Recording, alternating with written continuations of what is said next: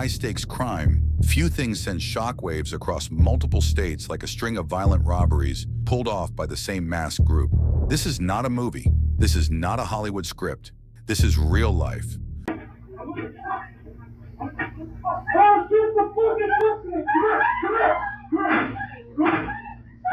A crew of unidentified suspects has struck jewelry stores across Illinois, Michigan, and Missouri.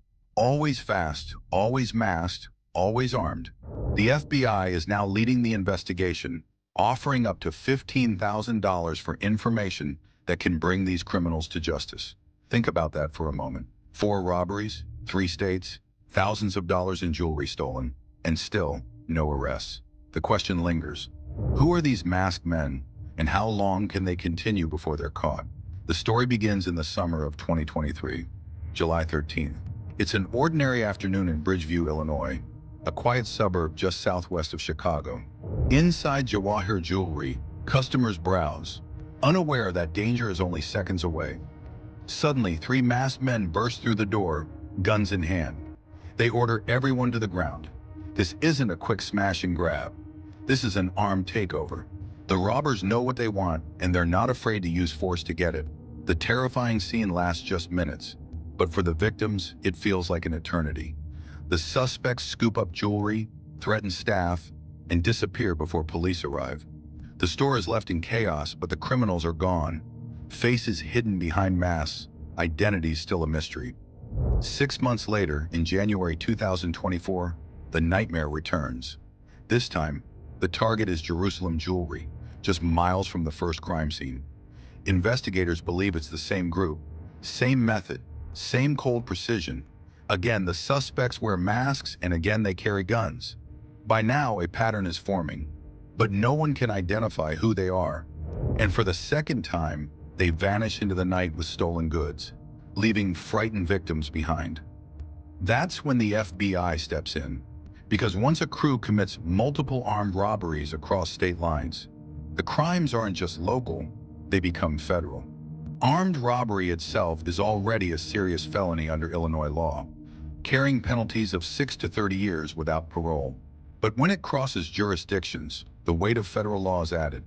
Under U.S. Code 18, Section 1951, the Hobbs Act, robbery affecting interstate commerce can carry up to 20 years in prison. Add firearms to the equation, and suspects can face even harsher mandatory sentences. By summer 2024, the crew expands its reach. August 7th, Merriam Jewelry in Dearborn, Michigan becomes the next target. Different state, same approach. The suspects storm the store, face coverings hiding their identity, and once again employees are left traumatized. At this point, fear is spreading not only among store owners, but also across communities. Could they strike again? Could someone get hurt, or worse, killed in the process? Just 1 month later, the prediction comes true. September 14th, 2024. 4 masked men stormed a Hobbs Jewelry in Winchester, Missouri. This time, there are more of them, and they're even bolder. In broad daylight, armed robbers terrorize yet another jewelry store. In each case, the robbers act swiftly, using weapons to control the room, grabbing high-value items, and escaping before law enforcement can arrive. By now, it's clear this isn't random. It's organized. These are not impulsive crimes, they're calculated. Different cities, different states, but the same signatures. This is why the FBI consolidates all 4 robberies into one major investigation. And here's where the public comes in. The FBI has surveillance clips of these incidents, short but powerful glimpses of the crimes in progress. And they've issued a poster, a call for help, and a $15,000 reward for anyone with information leading to the arrest and conviction of those responsible. But the big question is, why jewelry stores? The answer lies in the nature of the black market. Jewelry, unlike cash, is hard to trace. High-value items like gold, diamonds, and watches can be melted down, resold, or moved across borders. For criminals, it's quick profit with less risk of being tracked than stolen bills or electronics. But the consequences, legally, are severe. Let's pause here and look at the bigger picture. Armed robbery is considered a violent crime across all U.S. states. In Illinois, it can mean decades behind bars. In Michigan, first-degree armed robbery carries a potential life sentence. In Missouri, it's classified as a Class A felony with a sentence ranging from 10 to 30 years or even life imprisonment. Add firearms to any of these charges, and federal penalties can be stacked on top. That means if caught, these suspects are not just facing state prison, they're looking at potentially spending the rest of their lives behind bars in federal custody. Yet despite the risks, they struck again and again. That's what makes this case so chilling. Either the suspects are desperate, reckless, or frighteningly confident in their ability to stay ahead of law enforcement. And so far, they have. Despite FBI involvement, local police cooperation, and nationwide publicity, no arrests have been made. Think about it. In an era of cameras everywhere, phones, CCTV, body cams, these suspects are still ghosts. That fact alone adds a layer of mystery that makes this case even more unsettling. But here's where the educational lesson comes in. Many people think robbery is just about the stolen items, but the law sees it differently. Robbery is defined by the use of force or the threat of force. Even if no one is physically harmed, the fact that a weapon was brandished makes it a violent felony. Victims suffer long after the crime is over, trauma, fear, and sometimes permanent emotional scars. That's why the penalties are so steep, because society views armed robbery not just as theft, but as an attack on human safety. For anyone tempted to glamorize this kind of crime, this is the reality. The FBI is watching, and the law is unforgiving. Those who choose this path almost always end up either behind bars for decades or living in constant fear of capture.